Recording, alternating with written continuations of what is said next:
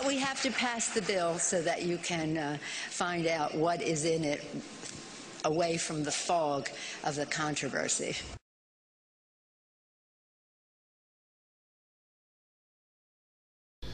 If you go to H.R. 3962, this is a bill that was written back in 2009, October 29, 2009. If you go down to page, I think maybe 1501, this is the FDA administration. And then if you scroll down a little bit more, it talks about National Medical Device Registry. And if you read down, it talks about implementing and it talks about class 3 medical devices, and that's like pacemakers and stuff. But this right here, it says, and this is a very open-ended bill. It means they can do whatever they want and have vague language.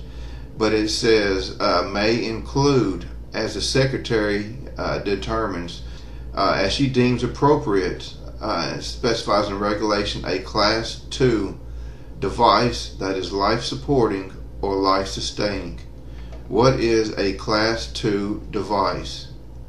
Well, if you go to the FDA, a Class 2 Special Controls Guidance Document, implantable radio frequency transponder system for patent identification and health information.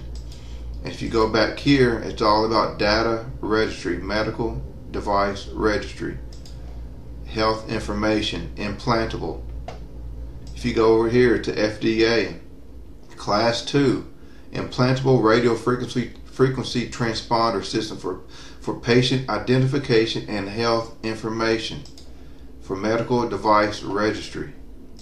And also over here it talks about it, it goes through this talks about the Class 2, the device is intended to enable access to secure patient identification and corresponding health information in humans. Implantable. What are they talking about? They're talking about the microchip. All right, this next story may sound like something out of, well, a Hollywood thriller. A Saudi inventor has created a killer microchip. It's designed to track terrorists and criminals and, well, you can think of somebody. Not only does it include a GPS device, it also has a lethal dose of cyanide, which can be activated at any time. You get my point? Now, they tried to pass a bill like this a couple of years ago, and I think the whistleblowers came out, so they came out and redacted part of a bill, and they've come out with this very vague one. Now, what was in the other bill? This was H.R. 3200. Same wording, a Class 2 device that is implantable. This was in their thing. Life-supporting, life-sustaining. The same thing is what they put here, but they've worded it vague. Class 2 device, they've taken out implantable, that is life-supporting and life-sustaining. Even though it's vague, it still means the same thing as a Class 2 device that is implantable. This was in their actual bill. And when you go back, what is implantable? It goes back to the chip.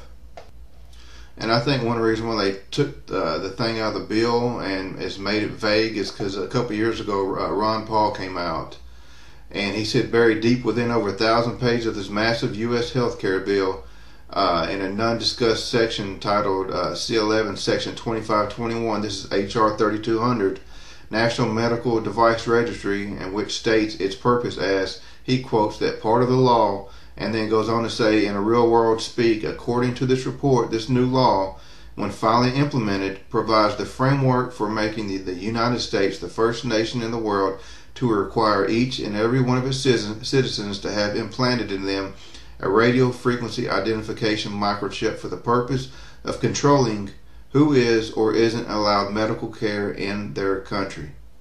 They have been talking about the microchip for a while, and it's getting closer and closer to them wanting to implement it. And now that Obamacare has passed, they wanted to establish a national medical device registry, as the Secretary deems appropriate, a Class 2 device that is life-supporting, Class 2 device, implantable, Class 2 device.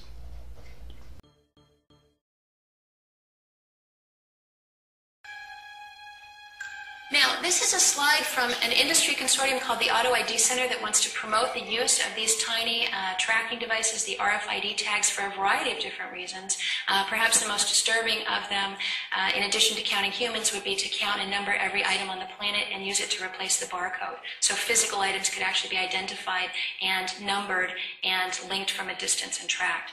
Now, one of the things on this slide that they talk about is it would take 23 bits, that's the numerical information it would have to contain in that tiny speck of dust-sized chip to number every automobile on the planet.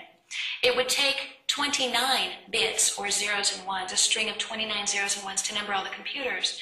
And here's the creepy part. It would only take 33 zeros and ones to give a unique identifying number to every human being on the planet.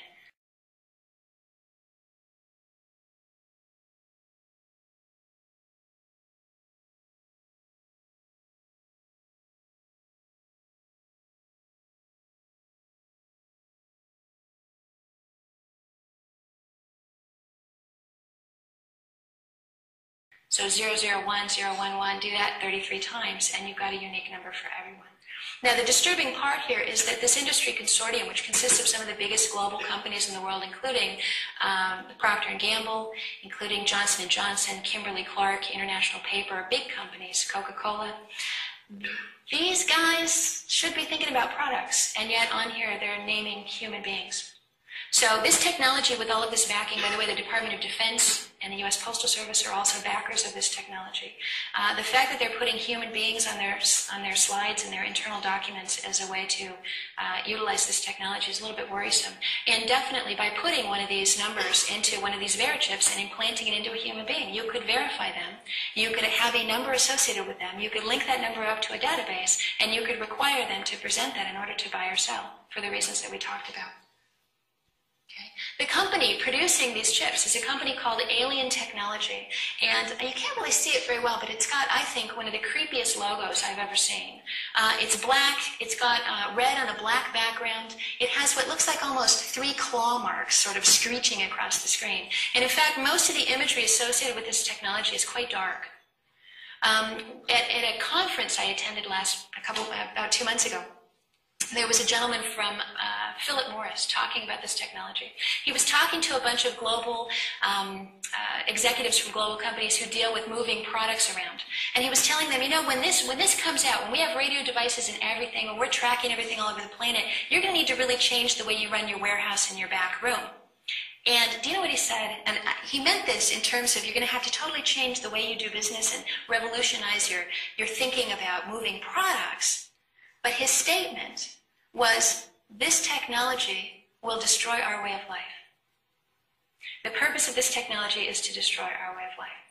Now, it's interesting because in his saying that, the whole room went silent. By the way, these are people who love the idea of tracking things as they move around. But even then, the room went silent because that was a pretty heavy statement. And I don't think he meant that it's going to absolutely destroy our way of life as we live day to day. But I also don't think he realized the symbolic importance of what he had said. Because if we do actually number every human being, and if we do number every physical item, and if we can keep track of all of that through databases and through computer systems, it will actually destroy our way of life. There will be no more freedom. There will be no more privacy or no more ability to walk around and even talk to other people freely, because your every move will be monitored and tracked. Right, there's the chips. And these devices, as I said, this industry consortium, they've already begun appearing, these radio frequency devices, in consumer products. What you're seeing here is a package of Gillette razor blades that's been equipped with one of these unique numbers, making it trackable from a distance. The purpose here was shoplifting prevention, but ultimately they want to put one of these on every physical item that we buy, meaning that not only would you be identifying yourself with your chip as you made your purchase, but all of the things you bought would also be identified with you, linked in a database. And in essence, it would make it difficult in a world where, let's say, there is the mark of the beast,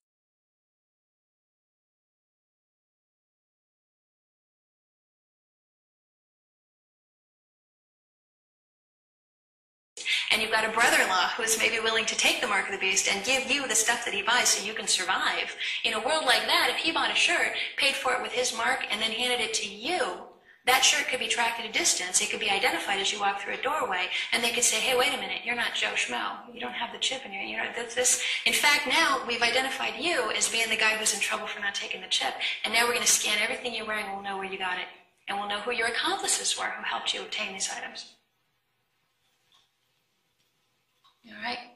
Now, one of the things that's going to have to happen globally, in addition to identifying everyone, linking everyone with the satellites and the database and the number payment systems, getting everybody using credit cards away from cash and getting everyone to identify themselves, is have it be universal and standardized. And there is a massive push right now in industry and in retail to do that. It's called oneness.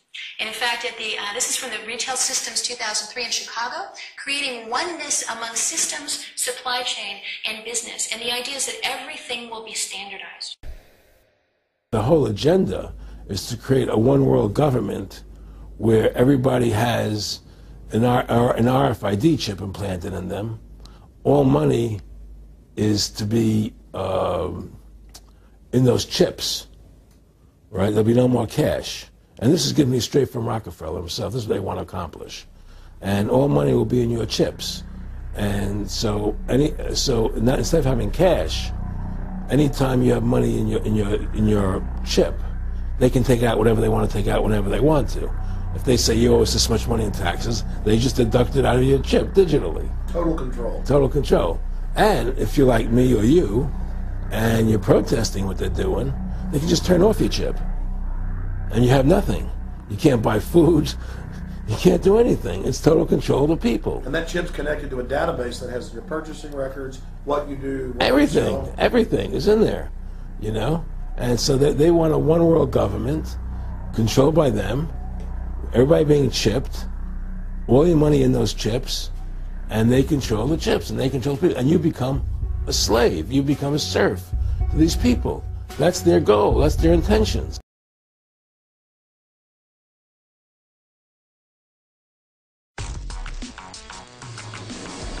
Brain-machine interfaces, a technology that marks the beginnings of a new kind of man, the cyborg, the robot man. Neuro-robotic technology can be applied in different directions. The brain controlling the machine, or, inversely, the machine controlling the brain. So we're just going to go through each one of these arms. 1, 2, 3, 4, 5, 6. Let's do all of those, and he'll just do it. But a third option is also possible. One brain controlling another brain via the interface.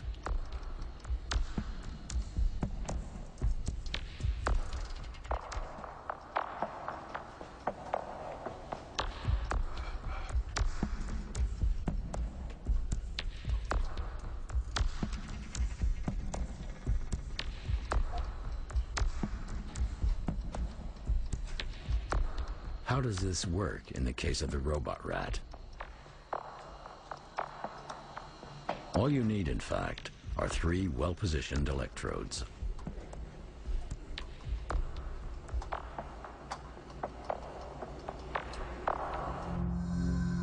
Two electrodes in the sensory cortex of the rat send stimuli to the zones connected to its whiskers.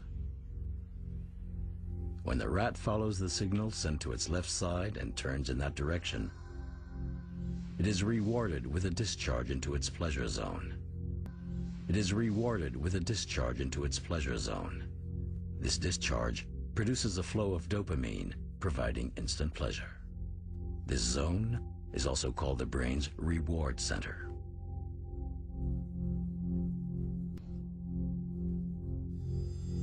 We possess a reward center too. We possess a reward center too, just like the rat. In the process of creating a cyborg, this is square one. If we send a stimulus to the zone related to the hand, we create a sensation in that area. In the same way, via the motor cortex, we can provoke an involuntary movement.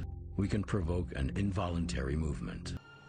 In Boston, the first machine-brain interface trials have already been conducted on paraplegic patients. Thanks to an electrode chip called the brain gate, they can operate a computer remotely by thought. So it's no coincidence that these researches are partly funded by DARPA, the U.S.'s defense research agency. Neuroscience will bring us the soldier of the future.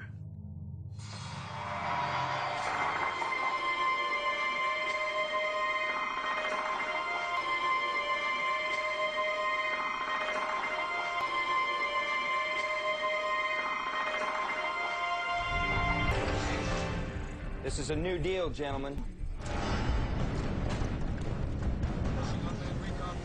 Enemy center of gravity is downtown. Should get a good view from here. A remote-controlled soldier? A soldier who in the midst of the battle can be sent crucial data and information downloaded into his brain? A soldier who can control his fears?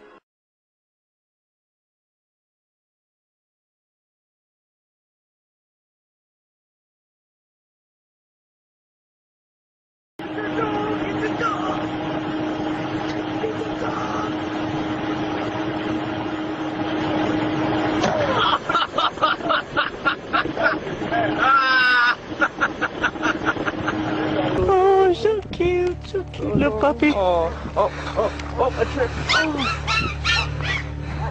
That's mean. That was mean, Matari. Do what I do.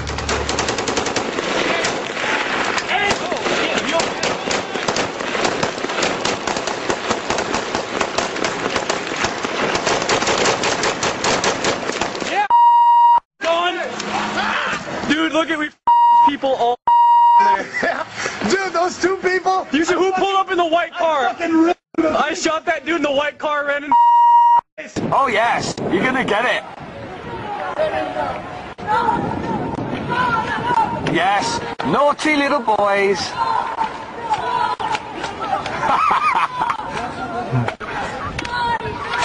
Yes. Yes. Yes. Yeah. We possess a reward center too, just like the rat. If we send a stimulus to the zone related to the hand, we create a sensation in that area. In the same way, via the motor cortex, we can provoke an involuntary movement. You little shoot it at us! You little die!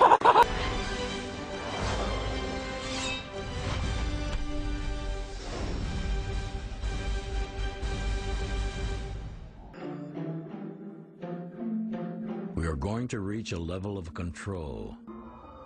The more we learn about the brain, the more researchers discover how little our consciousness and will control our choices and behaviors.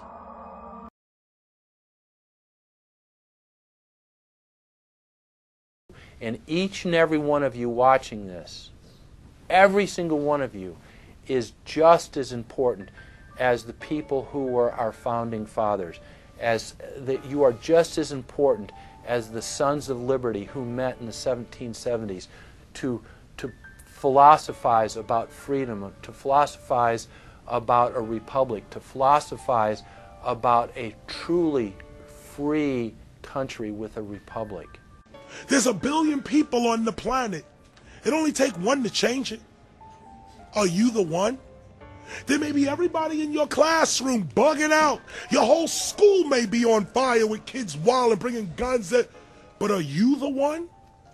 Nature has a way of abundance. Nature puts out a lot of stuff looking for the one. So if you're going to go along with the trend of let's just kill each other, let's disrespect each other, then you're part of nature's plan as well, to be part of just the excess. But if you think more of yourself than just being the excess, you'll do more for yourself. Are you the one? Everybody's not gonna make it, but you have an opportunity to save yourself. Well, we don't have to look back thousands or even hundreds of years to see how dangerous this present day situation is. We can look back to Bolshevik Russia. We can see the takeover by the Bolsheviks talking about the people's revolution, talking about the positive change. And Lenin came in and then Stalin. The fact is that over 40 million Russians between 1925 and 1940, good Russians, people who were Christians, people who had their own businesses, people who were educated, they were exterminated because they had their own business, because they were educated, because they believed in God's law. We can look over at Germany. Germany was in a very, very terrible economic situation. And this very charismatic leader called Adolf Hitler comes in. He makes the roads good, and he promises a better life for the people. And within 10 years, you see a completely nationalized, centralized, dictatorial situation where millions and millions of people were exterminated. And then we can go to Maoist China. Mao came in, he promised change, he promised a better life, and within 5 years, 60 million Chinese were exterminated. They don't teach that. They don't teach that in the schools these days, and it wasn't that long ago. And I pray to God that this will not happen in the United States. And the way it won't happen is if you and your friends and all of us together take action to say no. This country is too precious. It's too wonderful. It's too good of a place to lay down as a victim. This is the center of endurance, and endurance is what wins wars. Not how many people you kill, but how long can you endure. George Washington lost almost every battle he had, but he endured. He out-endured the British, and that's how the battle was won. Endurance. Greatness could arise once we break the shackles of the government that's holding us back. One thing America has more than any other country is an entrepreneurial spirit. One thing we have more than any other country is the ability to be innovators. As political activist Mario Savio said, "There's a time when the operation of the machine becomes so odious, makes you so sick at heart, that you can't take part. You can't even passively take part. And you've got to put your bodies upon the gears and upon the wheels, upon the levers, upon all the apparatus, and you've got to make it stop. And you've got to indicate to the people who run it, to the people who own it, that unless you're free, the machine will be prevented from working at all." Humankind is at a historic crossroads. The forces of globalism are marching towards absolute despotism. Look in the mirror, count the cost, and decide, are you going to let history repeat itself? Or will you stand tall with freedom lovers everywhere and stop the completion of a world dictatorship?